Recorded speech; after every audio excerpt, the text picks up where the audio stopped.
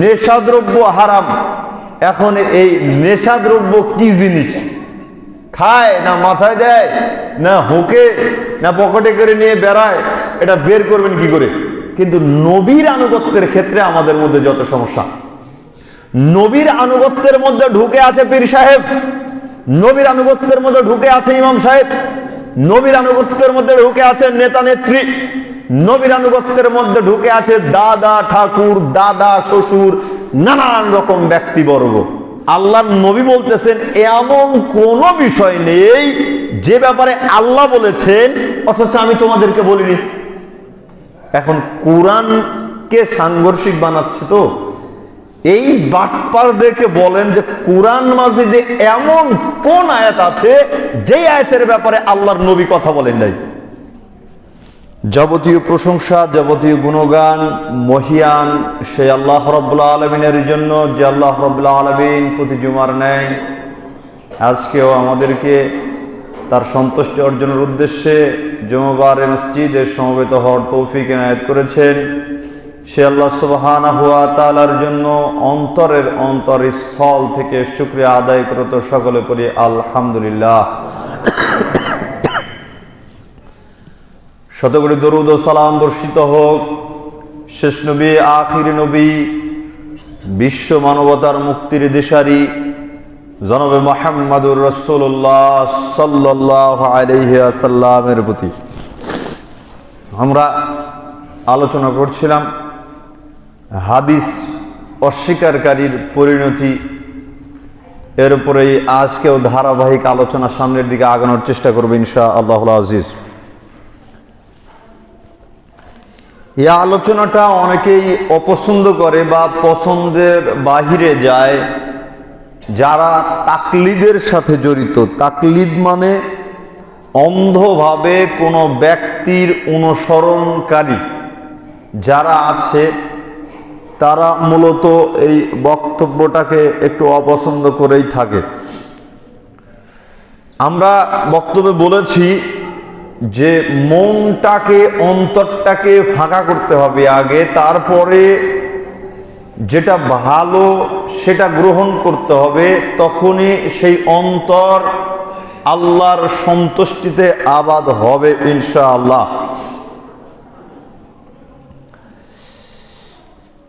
আল্লাহ তাআলা বলতেছেন ওমা ইয়াতিকু আনিল হাওয়া ইন হুয়া ইল্লা ওয়াহিন ইউহা।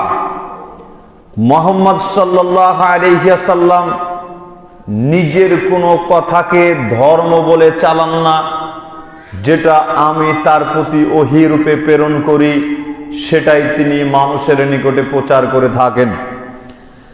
তাহলে এখানে স্পষ্ট আল্লাহর নবী জনাবে মুহাম্মদুর রাসূলুল্লাহ সাল্লাল্লাহু আলাইহি ওয়াসাল্লাম ধর্মীয় ব্যাপারে নিজের কোনো কথাকে মানুষের নিকটে প্রচার করেননি, বরং আল্লাহর পক্ষ থেকে যেটা ওহী হিসাবে নাজিল হয়ে এসেছে তিনি সেটা মানুষের নিকটে প্রচার করে থাকেন।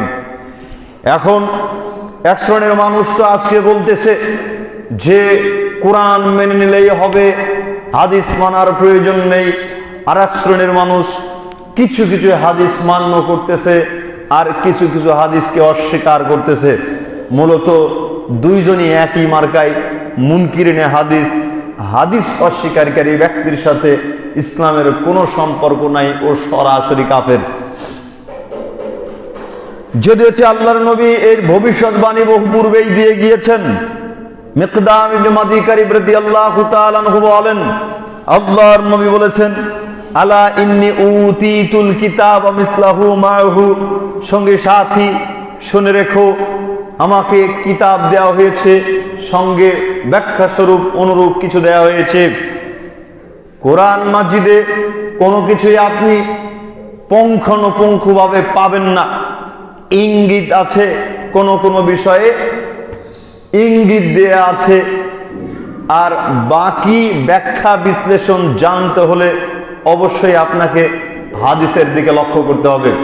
কোরআন মাজিদে সালাত আদায়ের কথা আছে, সালাত কায়েমের কথা আছে, কিন্তু কিভাবে সালাত আদায় করবেন, কোন পদ্ধতিতে সালাত আদায় করবেন, হাত কোথায় বাঁধবেন, রাফাল দান করবেন কিনা, সেজদা করবেন কিনা, সেজদায় কি তাসবিহ পাঠ করবেন, কি দোয়া করবেন, সেজদায় কতক্ষণ থাকবেন, সেজদা থেকে কখন উঠবেন, সব বিস্তারিত আপনি হাদিসের মধ্যে পাবেন, কিন্তু কোরআনের মধ্যে পাবেন না। কোরআনের মধ্যে রয়েছে যাকাত প্রদান করতে হবে। এখন এই যাকাত আপনি কিভাবে আদায় করবেন, কতটুকু আদায় করবেন, কোন কোন ফসলের ওষুধ দিবেন, কোন কোন সম্পদের যাকাত দিবেন, এটা কোরআন মাজিদে পাবেন না। কিন্তু কোরআন মাজিদে বলা হচ্ছে যাকাত দাও, যাকাত ফরজ। ফরজটা পালন করবেন কি করে? ফরজ পালন করতে হলে তখন আপনাকে হাদিসের দিকে লক্ষ্য করতে হবে। এমন বহু সংখ্যক আমল রয়েছে যে আমলগুলো আপনি শুধুমাত্র কোরআন দিয়ে বুঝতে পারবেন না, ব্যাখ্যা স্বরূপ হাদিস লাগবে। আল্লাহর নবী এই কারণেই বললেন, আমাকে কোরআন মাজিদ দেয়া হয়েছে, সঙ্গে অনুরূপ কোরআনের মতোই কিছু দেয়া হয়েছে। এরপরে তিনি বলতেছেন, আলা ইউশিকু রাজুলুন শাবআন ওয়া আলা আরিকাতিহি, সঙ্গী সাথী শুনে রাখো, এমন এক সময় আসবে যখন পাচুর্যবান ব্যক্তি, ক্ষমতাধর ব্যক্তি তার আসনে বসবে, তার সিংহাসনে বসবে, বসার পরে বলে উঠবে, আলাইকুম বিহাদাল কুরআনি ফামা ওয়াজাদতুম ফীহি মিন হালালিন ফাহিল্লুহু, আজ থেকে তোমাদের হাদিস মানার প্রয়োজন নেই, তোমরা শুধুমাত্র কোরআন মাজিদকেই মানবে। কোরআনের মধ্যে যেটাকে হালাল বলা হয়েছে তোমরা সেটাকে হালাল হিসেবেই গ্রহণ করবে। কোরআনে যেটাকে হালাল বলা হয়েছে তোমরা শুধুমাত্র সেটাকে হালাল হিসেবে গ্রহণ করবে। ওমা ওয়াজাদতুম ফীহি মিন হারামিন ফাহাররিমুহু, আর কোরআনে যেটাকে হারাম বলা হয়েছে সেটাকেই তোমরা হারাম হিসেবে মেনে নিবে। এখন কোরআনে বলা হচ্ছে মদ হারাম, তাই না? মদকে হারাম করা হয়েছে, ইন্নামাল খামরু ওয়াল মাইসির ওয়াল আনসাব ওয়াল আজলাম রিজসুম মিন আমালিশ শাইতান।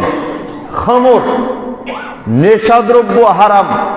এখন এই নেশাদ্রব্য কি জিনিস?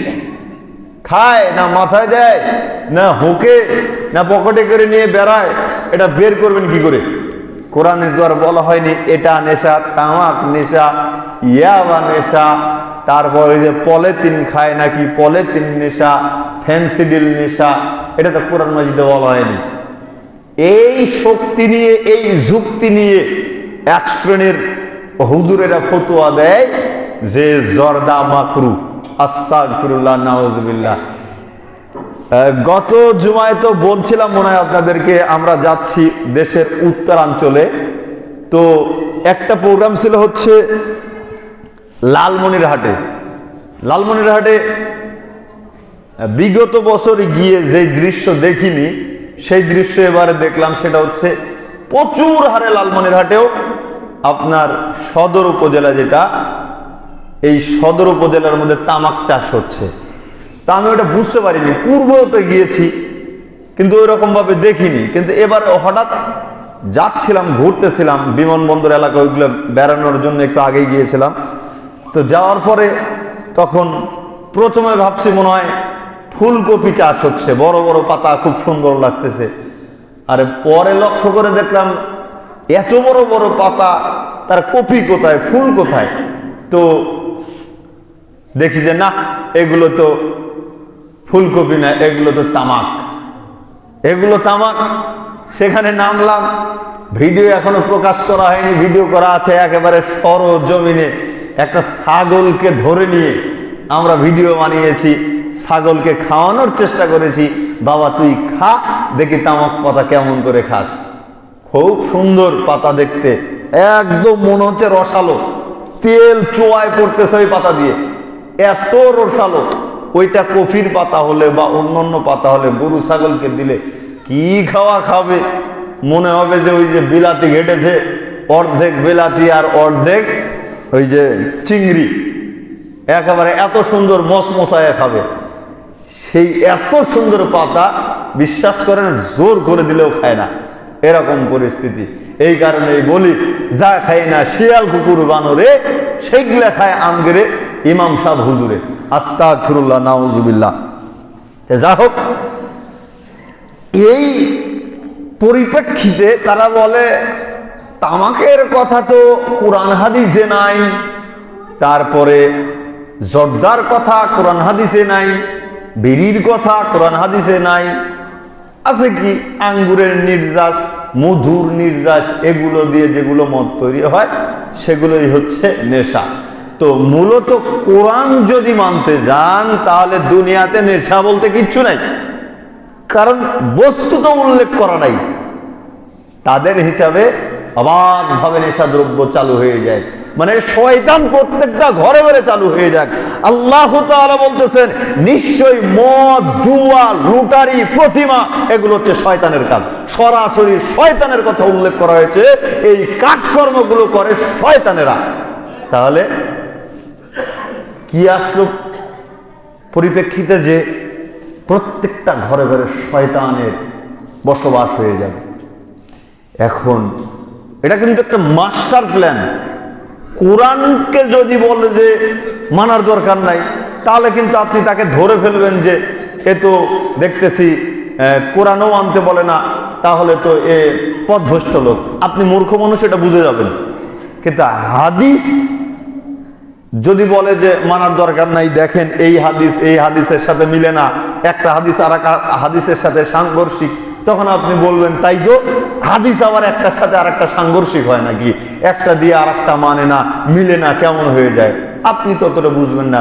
ওরা কিন্তু আমাদের কাছে আসবে না, ওরা আমাদের কাছে আসবে না, কারণ জানে ওদেরকে একেবারে আঞ্চলিক ভাষায় ছেঁচা দিয়ে দিতে পারবো আমরা। এই কারণে ওরা আমাদের কাছে আসবে না, আসবে আপনাদের কাছে। তারা বলতেছে কোরআন মানো, হাদিস মানো না। কোরআন যদি মানতে যান তাহলে যেটা ইচ্ছা সেটাই খেতে পারবেন, আপনাকে পার্থক্য করার মতো কোনো জিনিস থাকবে না। কোরআন মাজিদে বলা হচ্ছে মৃত প্রাণী তোমাদের জন্য হারাম করা হয়েছে, তাই না? মৃত প্রাণী আমাদের জন্য হারাম। গরু, ছাগল, একটা গরু জবাই করার যোগ্য, জবাই করা যাবে, রুচিতে আসবে এমন গরুর দাম সর্বনিম্ন হলেও 50,000 টাকা হবে, হবে না? হবে। এই গরু যদি মারা যায় তাহলে লস না? মারা যাওয়ার পরে গোস্ত কেটে তো খেয়ে ফেলতে পারি, খাই না কেন? কারণ আল্লাহ তাআলা কুরআন মাজিদে এটাকে হারাম করে দিয়েছেন। তো মৃত প্রাণী আমাদের সবার জন্যই হারাম। মরা মাছ খাই কে? হ্যাঁ, মরা মাছের রেসিপি গো, মরা মাছের রেসিপি। আমার শ্বশুর বাড়ির এলাকা বিলের মধ্যে, তো ওরা তো আর ওই বড় বড় পুকুরের মরা মাছ পায় না। তে আমাদের ওইদিকে পুকুর আছে, তো আমরাও মাশাআল্লাহ যদি দেখি যে কোনো পুকুরে গ্যাস হয়েছে বা মারা গিয়েছে, তখন ওই মরা মাছ নিই। আবার মরা মাছ রান্না করার জন্য একটা পাতা পাওয়া যায়, গাছ পাওয়া যায়, বলি গুলালের গাছ। এই গুলালের গাছের পাতা সহকারে শ্বশুর বাড়ি হাদিয়া বাড়াই দিই। তাহলে কি কদর দেখছেন নি? তাহলে এই মরা মাছ খাই কি কারণে? কোরআনে তো হারাম করা হচ্ছে মৃত প্রাণী, বলতে যা আছে সব হারাম।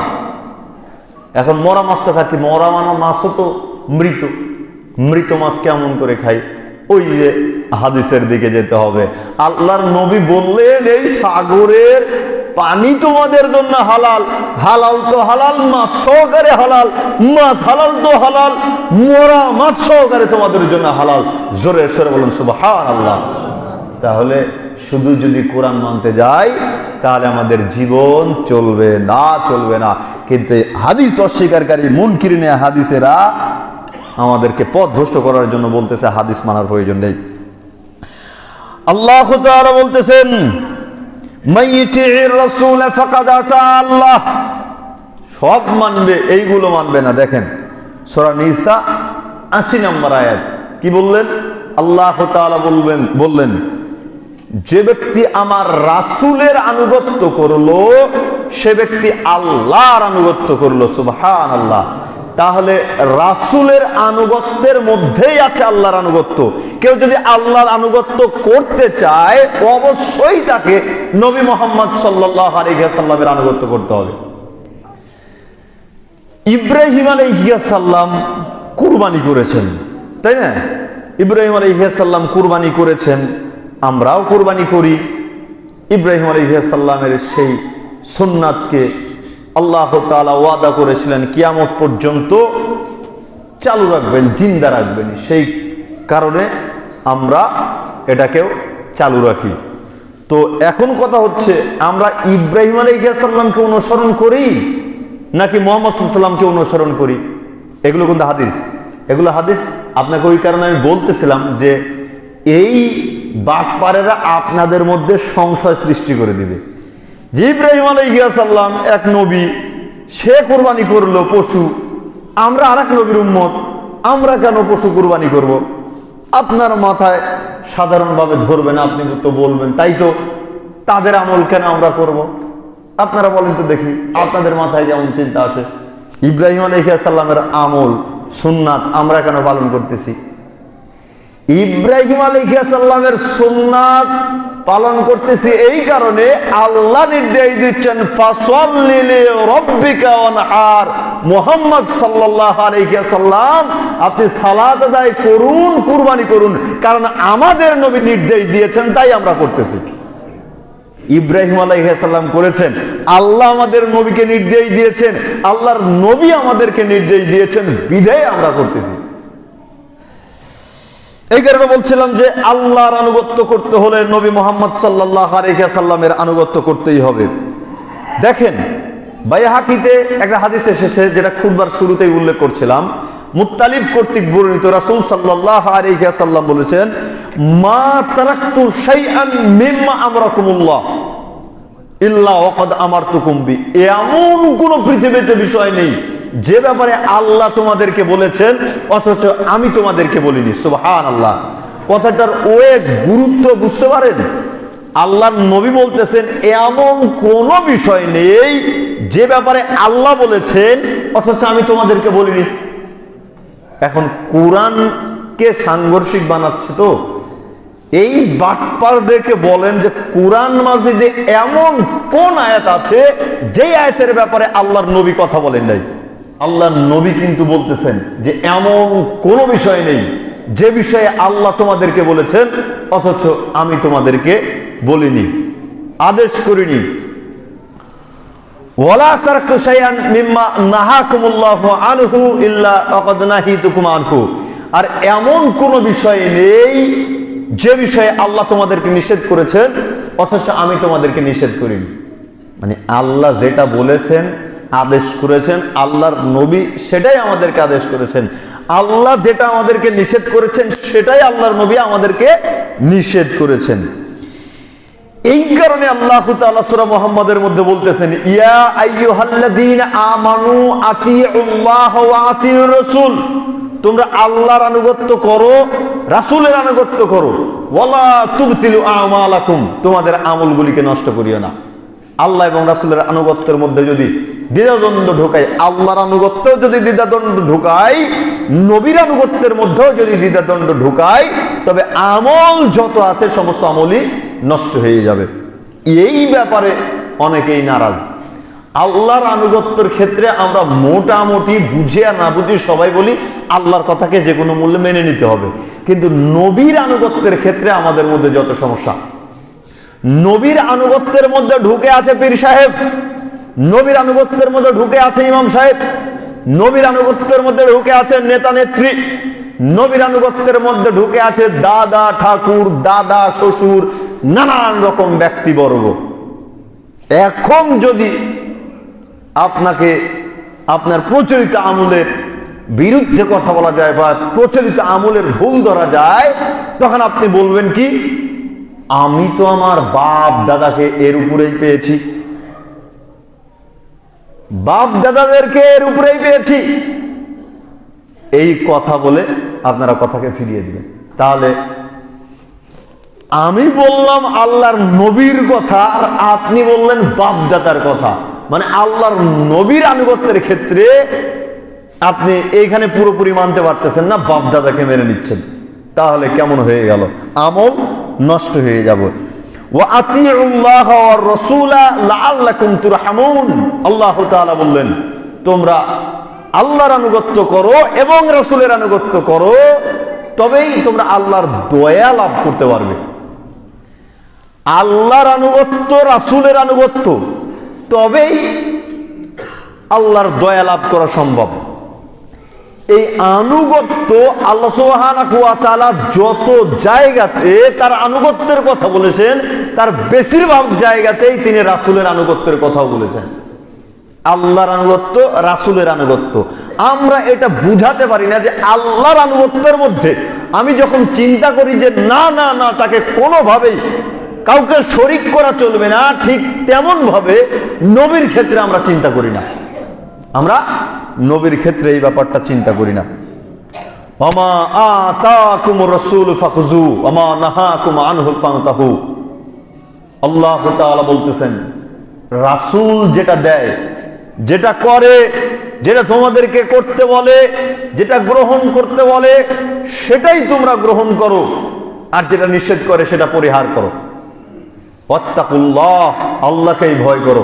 ইন্নাল্লাহা শাদীদুল ইকাব, নিশ্চয়ই তিনি কঠিন শাস্তিদাতা। আল্লাহর নবী যেটা বলেছেন, যেটা করেছেন, করতে বলেছেন, সেগুলোই আমাদেরকে করতে হবে। যেটা নিষেধ করেছেন সেটাকে পরিহার করতে হবে। মনে চাক বা না চাক তাতে যায় আসে না। যদি অমান্য করি তবে আল্লাহ তাআলা হুঁশিয়ার করে দিলেন, আল্লাহকে ভয় করো, নিশ্চয়ই তিনি কঠিন শাস্তিদাতা। দেখেন, বাইহাকিতে আরেকটা হাদিস পাবেন, আব্দুল্লাহ ইবনে মাসউদ রাদিয়াল্লাহু তাআলা আনহু বলতেছেন, আল্লাহর নবী বলেছেন, আইয়ুহান নাস, পৃথিবীর মানুষ শোনো, লাইসা মিন শাইইন ইউকাররিবুকুম ইলাল জান্নাতি ওয়া ইউবাইদুকুম মিনান নারি ইল্লা ক্বাদ আমারতুকুম বি। এমন কোন বিষয় নেই যা করলে তোমরা জান্নাতে যাবে এবং জাহান্নাম থেকে বেঁচে থাকতে পারবে, এমন কোন বিষয় নেই যা আমি তোমাদেরকে করতে আদেশ করি নাই। যেটা করলে জান্নাতে যাব, জাহান্নাম থেকে নিজেদেরকে হেফাজত করতে পারবো, এমন প্রত্যেকটি বিষয় আল্লাহর নবী আমাদেরকে করতে বলেছেন, আমাদের এই ব্যাপারে পরামর্শ দিয়েছেন। ওয়ালাইসা শাইইন ইউকাররিবুকুম মিনান নারি ওয়া ইউবাইদুকুম মিনাল জান্নাতি ইল্লা ক্বাদ নাহিতুকুম আনহু। এরপরেও বললেন, এমন কোন বিষয় নেই যা করলে তোমরা জাহান্নামে যাবে, জান্নাতে প্রবেশ করতে পারবে না, জান্নাত থেকে বহু দূরে চলে যাবে, এমন কোন বিষয় নেই যা আমি তোমাদেরকে করতে নিষেধ করি নাই। এর চাইতে ভালো গাইডলাইন আর কোথায় পাবো, কাকে পাবো, কার মাধ্যমে পাবো, যেখানে আল্লাহর নবী আমাদেরকে জানিয়ে দিয়ে গিয়েছেন কিভাবে চললে জান্নাতে যেতে পারবো, কি করলে জান্নাতে যেতে পারবো, জাহান্নাম থেকে বেঁচে থাকতে পারবো, স্পষ্ট বলে দিয়েছেন। আর কোনগুলো করলে জাহান্নামে যাব, জান্নাতে যেতে পারবো না, সেগুলো আল্লাহর নবী আমাদেরকে স্পষ্ট নিষেধ করে জানিয়ে দিয়ে গিয়েছেন। এর পরেও কেন আমরা আল্লাহর নবীর আনুগত্যের মধ্যে সংশয় ঢোকাবো?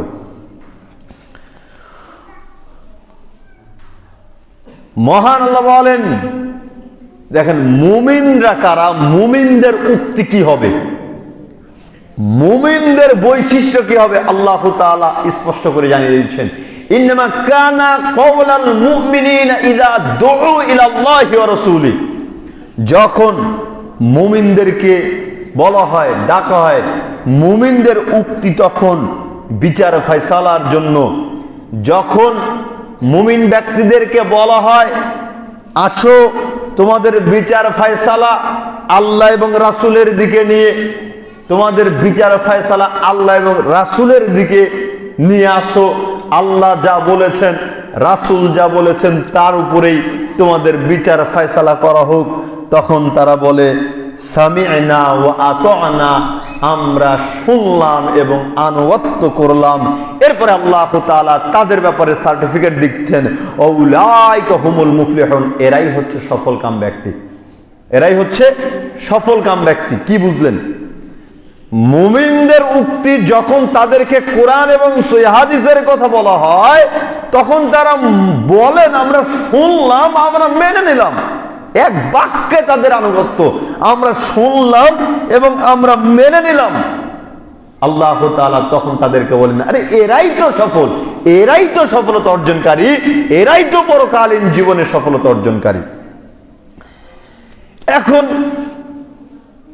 একটা বহুল প্রচলিত কথা আমরা বলে থাকি, সেটা কি? সেটা হচ্ছে, এত বড় হুজুর বলল, সে কি আর মিথ্যা কথা বলেছে? বলে না এই কথা? ওহু বলে, বিশাল বড় পাগড়ি, এত বড় পাগড়ি নিয়ে ইমাম সাহেবকে আর মিথ্যা কথা বলেছে? আমি আপনাকে হাদিস শোনাচ্ছি আর আপনি ইমাম সাহেবের দোহাই দিচ্ছেন, তাহলে কেমন হয়ে গেল না? আপনি আল্লাহর নবীর কথার পরিপ্রেক্ষিতে ইমাম সাহেবকে বর্জন করতে পারবেন না। কেন পারবেন না? যখন দেখবেন যে মোহাম্মদ আলী যে কথা বলতেছে এই কথাটা আল্লাহর নবীর নয়, তখন আপনি কেন আমাকে পরিত্যাগ করতে পারবেন না? আমাকে পরিত্যাগ করে তখন আল্লাহর নবীকে প্রাধান্য দিতে হবে। সামান্য তুচ্ছ ব্যাপার। দেখেন উমর রাদিয়াল্লাহু তাআলা আনহু কি বলতেছেন, লা নাদউ কিতাব রাব্বানা ওয়া সুন্নাত নাবিয়িহি বিকাউলি ইমরাআতিন, আমরা একজন মহিলার কথায় আল্লাহর নবীর সুন্নাতকে পরিত্যাগ করতে পারি না। একজন নারীর কথায় আল্লাহর নবীর সুন্নাতকে পরিত্যাগ করতে পারি না। আপনাকে তখন শক্ত করে বলতে হবে ওই একজন বড় হুজুরের কারণে আমরা আল্লাহর নবীর হাদিসকে অস্বীকার করতে পারি না, এভাবে বলতে হবে যে আল্লাহর নবীর কথা আগে, তারপরে ইমাম সাহেব, তারপরে বড় হুজুর, তারপরে বুজুর্গানে দিন। আল্লাহর নবীর কথাকে আগে প্রাধান্য দিতে হবে। ওয়াইদা কিলা লাহুম তাআলাউ ইলা মা আনজালাল্লাহু ওয়া ইলার রাসূলি, মুনাফিক কাফের ব্যক্তিদেরকে যখন ডাকা হয় আল্লাহ যা নাজিল করেছে তার দিকে আসো, তোমরা রাসূলের দিকে আসো, তখন তারা বলে ক্বালু হাসবুনা মা ওয়াজাদনা আলাইহি আবাআনা, আমাদের পূর্বপুরুষ যার উপরে ছিল সেটাই আমাদের জন্য যথেষ্ট। মুনাফিক কাফের ব্যক্তিরা বলে আমাদের পূর্বপুরুষ যার উপরে ছিল সেটাই আমাদের জন্য যথেষ্ট।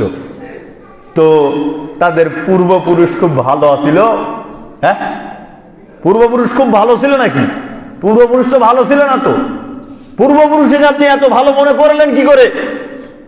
আপনি গিয়ে দেখেন আপনার পূর্বপুরুষদের মধ্যে জমি নিয়ে কত রকম দ্বন্দ্ব, একজন আরেকজনকে হত্যা পর্যন্ত করে ফেলেছে। আপনার পূর্বপুরুষদেরকে আপনি শুধুমাত্র ধর্মীয় মাসলার ক্ষেত্রে অনুসরণ করবেন, বাকিগুলোতে বললেন না তো? বাকিগুলোতে বললেন না তো? দুধ বিক্রি করতে গিয়েছে, দুধের মধ্যে একেবারে পুষ্কুনির পানি ঢেলে দিয়েছে, সেই পানির মধ্যে থেকে চিংড়ি মাছ লাফ দিয়ে উঠে এসেছে, আপনি সেই কথা তো কোনোদিন বললেন না। আপনার পূর্বপুরুষ চাউল বিক্রি করতে গিয়েছে, চাউলের মধ্যে কঙ্কর মিশিয়ে দিয়েছে, সেই কথা কোনোদিন বললেন না। আপনি বলতেছেন ধর্মের ব্যাপারে পূর্বপুরুষ যার উপরে ছিল সেটাই আমাদের জন্য যথেষ্ট, বাদ বাকি আর পূর্বপুরুষের দরকার নাই নাকি?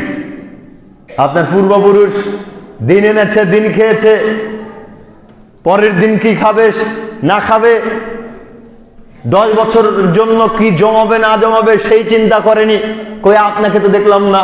আপনার পূর্বপুরুষ মুয়াজ্জিন সাহেব ফজরে আজান দেওয়ার 2 ঘন্টা 1.5 ঘন্টা পূর্বে উঠে তাহাজ্জুদের সালাত আদায় করেছে, আপনাকে তো কোনোদিন দেখলাম না সেটা করতে।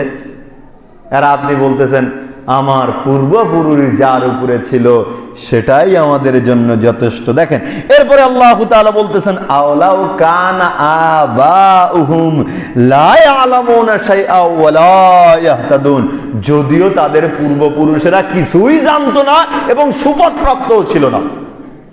কিছুই জানতো না তাদের পূর্বপুরুষ এবং তারা সুপথ প্রাপ্তও ছিল না। তাহলে কেমন হয়ে গেল? যাদের দোহাই আমরা দিচ্ছি তাদের ব্যাপারে আল্লাহ তাআলা কি বললেন? তারা সুপথ প্রাপ্তই ছিল না, তাহলে তাদেরকে গ্রহণ করব কি করে? এই কারণেই তো আমরা যখন কোরআন এবং সহিহ হাদিসের কথা বলি কোনোভাবেই পারেন আমাদেরকে ঠেকাতে বিভিন্ন রকমের অপবাদ, মিথ্যা, জুলুম, নির্যাতন চতুর্দিক দিয়ে করে। বলতে বলতে এক পর্যায়ে বলে কি ইহুদিদের দালাল, বলে না এই কথা? বলে কি আলে খবিশ, আস্তাগফিরুল্লাহ আস্তাগফিরুল্লাহ। কোন একদিন বলছিলাম যে যারা আমাদেরকে ইহুদিদের দালাল বলতেছেন আল্লাহর নবীর হাদিস প্রচার করার কারণে, তারা একটু চ্যালেঞ্জ গ্রহণ করেন। কি চ্যালেঞ্জ গ্রহণ করবেন? আমরা যদি ইহুদিদের দালাল না হই তাহলে আপনাদের বউ অটো তালাক। হ্যাঁ, মাঝে মধ্যে তো শক্ত ফুতুয়া মারেন, অমুকের বউ অটো তালাক, তমুকের বউ অটো তালাক, অমুক কাফের ইত্যাদি ইত্যাদি ফতুয়া মেরে দেয় শক্ত করে। তাদেরকে আমরা এই চ্যালেঞ্জ দিয়ে দিলাম যে আমরা যদি ইহুদিদের দালাল না হয়ে থাকি, তবে আপনি বলেন না কেন যে আপনার স্ত্রী, বৈধ স্ত্রী অটো তালাক, খুঁজে পাওয়া যাবে না। আপনি ইহুদিদের দালাল বললেন, কোন ইহুদি 5 ওয়াক্ত সালাত আদায় করে? কোন ইহুদি আল্লাহর নবীর সুন্নাতকে জীবিত করে? কোন ইহুদি আল্লাহর নবীর সুন্নাতকে সমাজে প্রতিষ্ঠিত করতে চায়? শক্তি, দাম্ভিকতা দিয়ে ইসলাম মানলে কোশ্চেন কালেও সফলতা অর্জন করা সম্ভব নয়। সাময়িক কষ্ট, মনে দুর্বলতা দিতে পারেন, কিন্তু না আপনি সফলতা অর্জন করতে পারতেছেন, না ইহকালীন জীবনে না পরকালীন জীবনে, দুইটাই আপনার জন্য অসফলতা। আপনি একটা ব্যাপারে সব সময় মনে রাখবেন, সেটা কি? সেটা হচ্ছে মাজলুম হন, জালেম হয়েন না, কোনোদিনই না, কোনোদিনই জালেম হওয়ার চিন্তাই করিয়েন না। মাজলুম হয়ে থাকেন, মাজলুম হয়ে থাকবেন, আল্লাহ দুনিয়াতে আপনার পক্ষে থাকবে, পরকালীন জীবনেও পক্ষে থাকবেই থাকবে ইনশাআল্লাহ। দৃষ্টান্ত আপনাকে দেব, দৃষ্টান্ত আপনাকে একটা দেই আমি।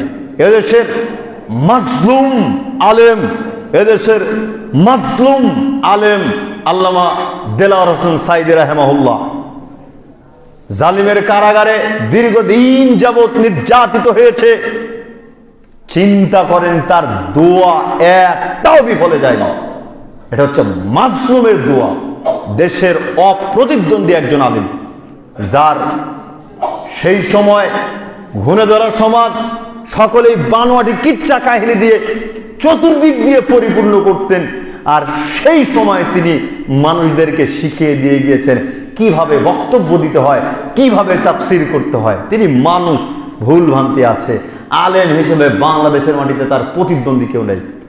রাজনৈতিক ব্যক্তি হিসেবে কোনো মন্তব্য নেই, because I am non political person, কিন্তু আলেম হিসেবে তিনি একজন মাজলুম। আপনি চিন্তা করেন, আপনি যখন জালেম হবেন, আজ হলেও পতন হবে, কাল হলেও পতন হবে, আপনার এই মুখের শক্তি, মুখের দাম্ভিকতা থাকবে না, থাকবে না। জালেমের বিচার দুইবার মনে রাখিয়েন। সাধারণ পাবলিক অপরাধীর বিচার একবার, কিন্তু জালেমের বিচার দুইবার। জালেম ব্যক্তি দুনিয়াতে বিচার হবেই হবে, শাস্তি পাবেই পাবে। যে জালেম অত্যাচার করবে দুনিয়াতে শাস্তি পাবেই পাবে, পরকালে শাস্তি তো আছেই। আপনাকে আর একটা দৃষ্টান্ত দিই। রানা প্লাজা, অনেক ছোট তখন আমি হয়তো সঠিক বলতে পারবো না। রানা প্লাজার যতটুকু সেই সময় শুনেছিলাম, যেটা ধসে অসংখ্য মানুষ মারা গিয়েছিল, এই রানা প্লাজার রানা সম্ভবত মালিক ছিলেন।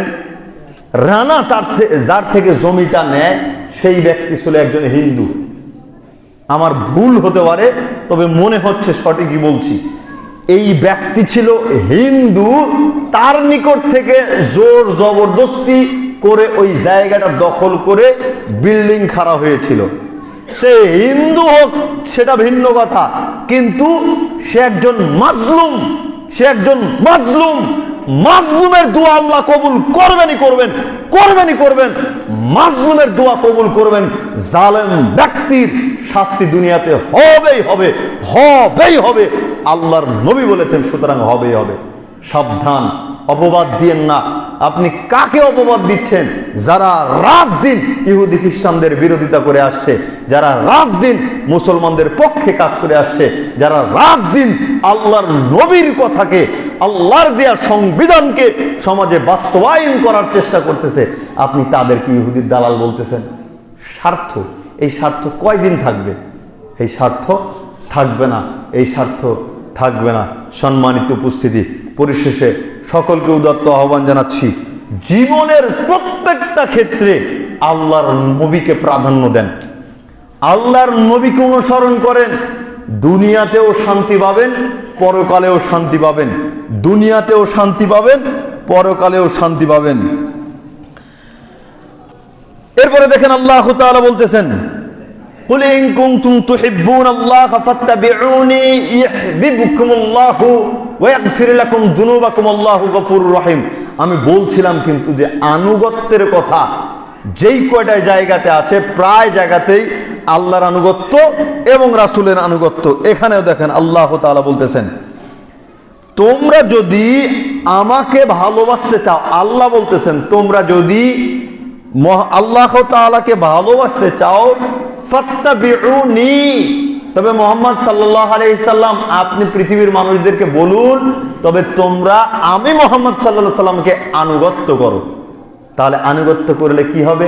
ইয়াহবিবুকুমুল্লাহ, আল্লাহ তোমাদেরকে ভালোবাসবেন, ওয়া ইয়াগফির লাকুম, তিনি তোমাদেরকে ক্ষমা করে দিবেন, যুনুবাকুম, তোমাদের পাপসমূহ, আল্লাহু গফুরুর রহিম, তিনি ক্ষমাশীল পরম দয়ালু। তাহলে চিন্তা করেন, এখানেও আল্লাহ তাআলা তার নবীর আনুগত্যের কথা বললেন। আর হাদিস তো সহিহ বুখারীর 15 নম্বর আছে, আল্লাহর নবী যেখানে বলতেছেন, লা ইউমিনু আহাদুকুম হাত্তা আকুনা আহাব্বা ইলাইহি মিন ওয়ালিদিহি ওয়া ওয়ালাদিহি ওয়ান নাসি আজমাইন, তোমরা ততক্ষণ পর্যন্ত মুমিন হতেই পারবে না যতক্ষণ পর্যন্ত না তোমাদের সন্তান সন্ততি পিতামাতা গোটা পৃথিবীর যত মানুষ রয়েছে সমস্ত মানুষের চাইতেও আমি মুহাম্মদ সাল্লাল্লাহু আলাইহি ওয়াসাল্লামকে ভালোবাসতে না পারবে, ততক্ষণ পর্যন্ত তোমরা মুমিন হতেই পারবে না। তাহলে ভালোবাসা কোথায়? আল্লাহর নবীর প্রতি আমার আপনার ভালোবাসা কোথায়? সম্মানিত উপস্থিতি, এই কারণে প্রত্যেকটা ক্ষেত্রেই নবীর প্রতি ভালোবাসা আমাদেরকে প্রকাশ করতেই হবে। আল্লাহ সুবহানাহু ওয়া তাআলা আমাদেরকে সঠিক বুঝদান করুক, আল্লাহুম্মা আমিন।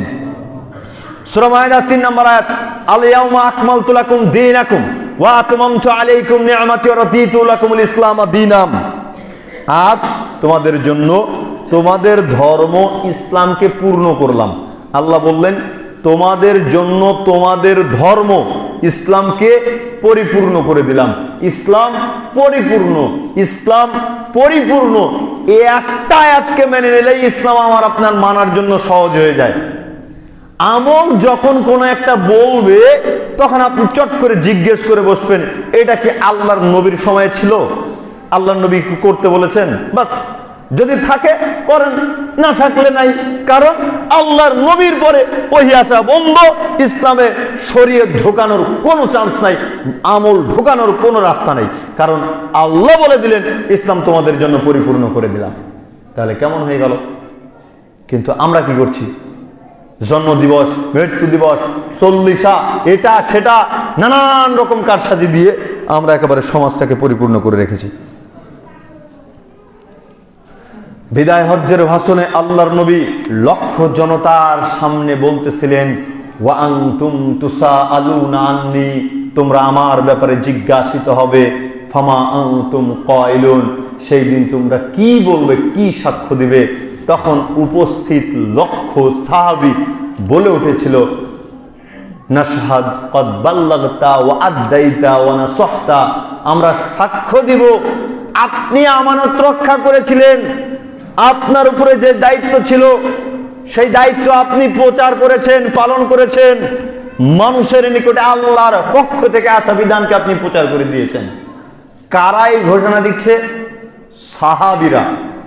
সাহাবীরা, লক্ষাধিক সাহাবীরা বলতেছে, আমরা কিয়ামতের দিন সাক্ষ্য দিব আল্লাহর নবী আপনার পক্ষে, যে আল্লাহ যেই বিধান আপনার উপরে দিয়েছিল এই বিধান আপনি মানুষের নিকটে প্রচার করে দিয়েছেন, আমরা সাক্ষী দিব।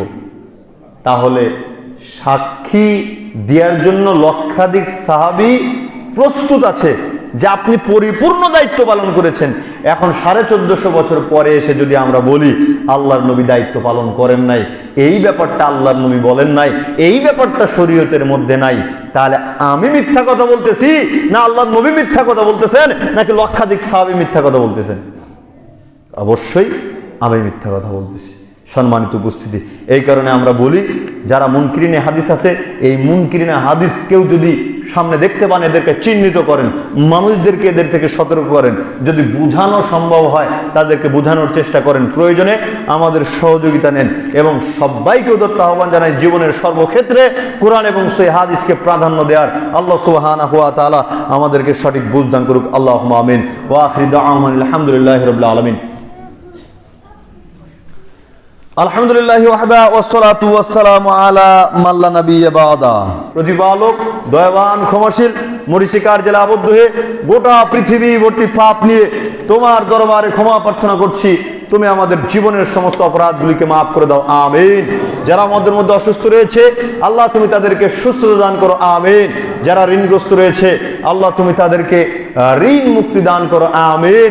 আল্লাহ এই শীতের মধ্যে যেই সমস্ত যুবক ভাইয়েরা বিয়ে করার জন্য প্রস্তুতি গ্রহণ করছে আল্লাহ তুমি এদের বিয়েটা ঝুলিয়ে না রেখে অতি দ্রুত দিনদার পরহেজগারিতা মেয়েদেরকে দিয়ে এদের দাম্পত্য জীবনে সুখ এনে দেওয়ার তৌফিক এনায়েত করো, আমিন। এবং মা বোনদের মধ্যে থেকেও যে সমস্ত বোনেরা বিবাহের প্রস্তুতি নিয়েছে, বিবাহ হচ্ছে না, আল্লাহ সুবহানাহু ওয়া তাআলা এদেরকে দিনদার সুপুত্রের সাথে সংসার করার তৌফিক এনায়েত করুক, আমিন। এবং নব দম্পতি যারা আছে আল্লাহ নব দম্পতিদেরকে কবুল করে নিক, আমিন। বারাকাল্লাহু লাকুমা ওয়া বারাকা আলাইকুমা ওয়া জামাআ বাইনাকুমা ফি খাইর ওয়া আখির দাওয়াহুম আলহামদুলিল্লাহি রাব্বিল আলামিন। ইবাদাল্লাহ ইন্নাল্লাহা ইয়া'মুরুকুম বিল আদলি ওয়াল ইহসান ওয়া ইতা'i যিল কুরবা ওয়া ইয়ানহা আনিল ফাহশাই ওয়াল মুনকারি ওয়াল বাগই ইয়া'iদুকুম লা'আল্লাকুম তাযাক্কারুন ফাযকুরুল্লাহা ইয়াযকুরুকুম ওয়াদ'উহু ইয়াস্তাজিব লাকুম ওয়া লা যিকরুল্লাহি তাআলা আল্লাহু আকবার।